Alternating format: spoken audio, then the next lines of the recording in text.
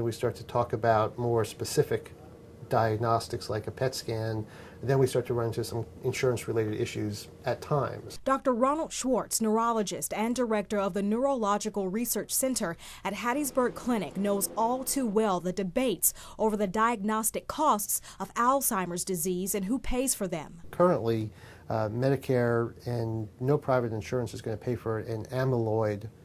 Amyvid is the brand name, related PET scan. Recently, the FDA has approved Amyvid, a new injectable tracer which, in conjunction with a PET scan, can be a substantial diagnostic tool to find if you have amyloid plaque or a protein deposit in your brain, which neurologists like Dr. Schwartz believe is the initial cause of Alzheimer's. So, why wouldn't insurance or Medicare cover this evaluation? Other than just the pure cost and trying to keep costs down, that they really want to see some outcomes data.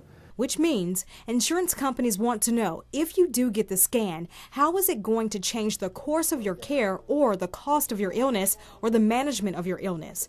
According to Schwartz, they want tangible outcomes. So until we have an anti-amyloid treatment, there are people who would say, well, what's the value in knowing that you have this protein deposit in your brain? But Dr. Schwartz doesn't question the test's worth or why research for this disease needs adequate funding. He states it clearly. The value is to know that your diagnosis is Alzheimer's disease, and that gives you the opportunity to do lots of activities, to get onto medications that we currently have.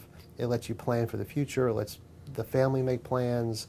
It gives you more of an understanding that, yes, this is a real thing, I have a diagnosis.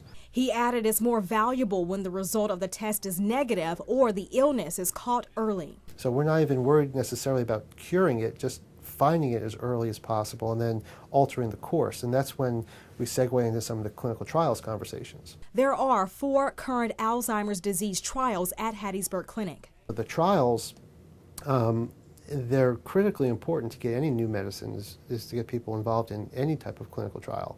The costs of the trials are covered by the company trying to develop medication for this illness.